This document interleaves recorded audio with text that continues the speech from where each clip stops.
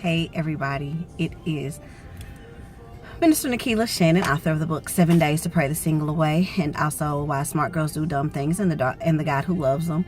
And I just wanted to send you a quick video. I don't know, so just share some stuff that's on my mind. Okay, so a lot of the times I replay conversations in my head, and especially things that bother me, and I'm like, okay, so why is it bothering me? Kind of do a little self-evaluation, right? You know, to kind of figure out you know, it's a self-evaluation. You know, what happened in the conversation, what caused the conversation to confuse me or cause problems or whatever the case may be, right? So I'm thinking about a conversation that I had with somebody, and it was a gentleman that I was interested in, and you know, just kind of looking at some of the special things that he had going on around his home. And, you know, I started asking questions. If you know me, I ask questions, because how else will we know anything in life if we don't ask questions? So I'm asking questions, blah, blah, blah. Some stuff looks very familiar to me. You know, his house is like a museum. And so, some things are familiar to me for certain reasons from childhood. And they hold special value to me for different reasons than they hold special value to him. But if you know me, you know that sometimes, you know, unless it's a passion, I don't know everybody's name, I don't know every character. Yes, I like the show and I watched it, or yes, I like sports or something, I go watch them just because I like the competition. I don't have a favorite team. I like to listen to music because it takes you somewhere, but I don't have a favorite artist per se, except Jill Scott. When Jill Scott come to town, it's on and popping. But anyway, you know, I'm just not one of those people. I'm just not one of those people who have those types of passions. I do have a passion for God. I learned all about him. I do have a favorite. He's my favorite. And so that is something that I do find myself being, you know, deeply involved in. But what I find about me, and so in this conversation that I had with him, he made a comment. He said, this is not your world. It's not your world. So stop trying to ask questions about it and stop trying to be a part of it. And I think a part of that bothered him. And then I had to wonder, why did it bother him? Was it because I was asking some really dumb questions? I don't know. You know, it could have been it. But I think that we come to a place to where in this society, it's something unusual for people to truly be interested in our hobbies and interested in our habits. And so it made me think back to even further back in my life of how I've had a pattern of this. So I'll help you understand. So I used to date a guy, and he likes sports. Love sports, especially basketball. Okay, so I know this about him because it's important to him. It becomes important to me.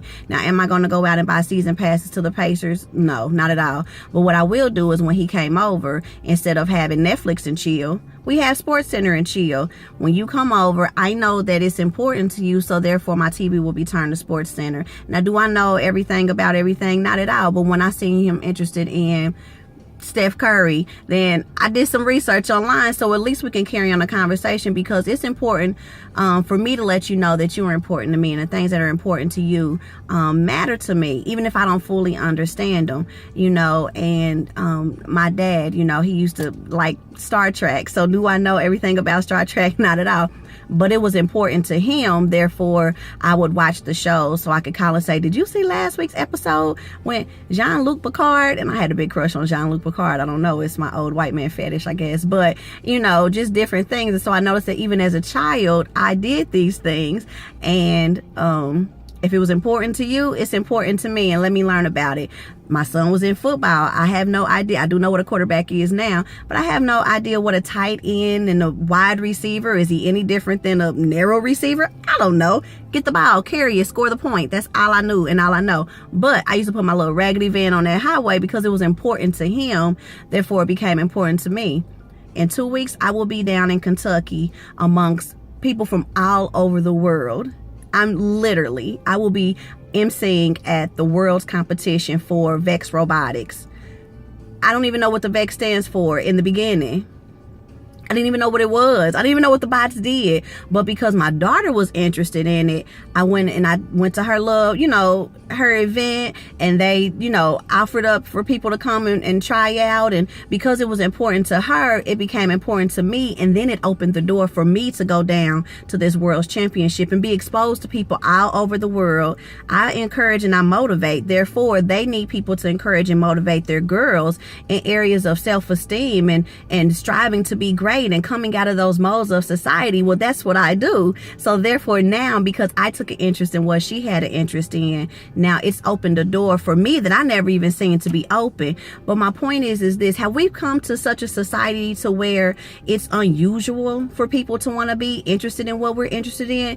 You know, I'm so old school in so many different ways that I feel like if I'm interested in you and I find you as a love interest or a friend interest, then I'm going to find out what is important to you. My best friend, she does nails and things like that. Now, do I want to do nails? Not at all. But I might go through a couple of pages and say, oh, Nikki, did you see this new nail technique? And she might say, yeah, Nikki, I seen that 6 months ago. But hopefully it puts in her mind that Nikki still cares and is interested about what I'm interested in. And I'm finding that even in the dating realm, that a lot of people don't do that anymore. You know, I'm not ashamed to say it. I was on like a dating site, like Plenty of Fish. And so my inbox is being hit. I mean, you know, I'm kind of cute, but my inbox is being hit and I hear, hi, beautiful. Hey, sexy. You want to turn me off? Greet me with hi, beautiful. And you don't know me, or hey, sweetheart, or hey, baby. That drives me crazy. But one guy hit my inbox. He wasn't the most attractive of everybody who hit my inbox, but he said, so tell me about the books that you wrote. Boom. Instant connection. Oh, and then what did I do? I turned around and I learned about what was important to him. Now, did it work out? Because not really, because I'm just one feeling like being interested. But my point is I found that I was more open to being and having a conversation with him, because he showed me that you were genuinely interested in what I'm saying. So what all are you saying? So Pastor was talking today about Acts 28 and talking about Acts 28, when Paul's ship had wrecked and he was on the island with all the people, and they, you know, brought him in. He said they showed them unusual kindness. And I think as a society, we're not used to unusual kindness anymore. And that's why some of us are single. I have a male friend and I love him to death. He's like a brother. And I used to marvel at the fact that anything that his wife was interested in, he was interested in. And he made it his mission to make sure her mission was fulfilled. And I thought that that was beautiful. It's so selfless. And being such a selfless person myself, you know, to me, I was attracted to that quality, not attracted to him. He's like my brother. Ew. But what I'm saying is it was a very attractive quality when someone cares enough to want to know about me. Now, you may not know about women's empowerment. You may not care about that. But if you call yourself liking me and we dating and you don't even know what my book title is, or you don't even know that I wrote a book, or you're not concerned about, you know, things of this nature, then, you know, that turns me off, because if it was your hobby, I would get into it. Jeff Dunham. I didn't like Jeff Dunham, but I think that's how you even say his name. But my ex was, and so I bought him the whole series because it's important to you that makes it important to me.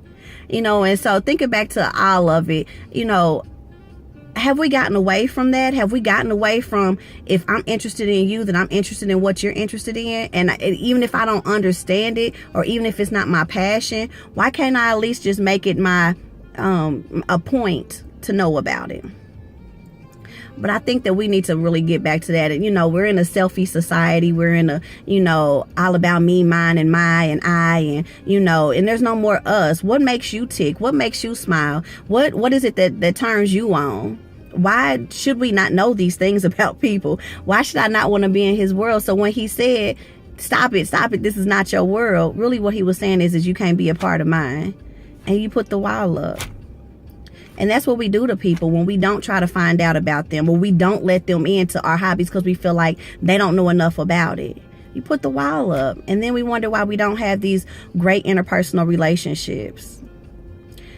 If there's somebody in your life that's important to you, get to know what's important to them. You don't have to be an expert in it, but know it enough so y'all can carry on conversation, right?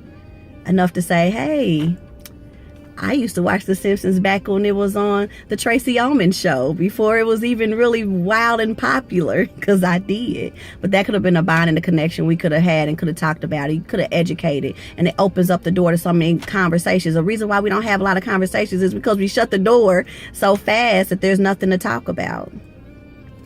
I don't know.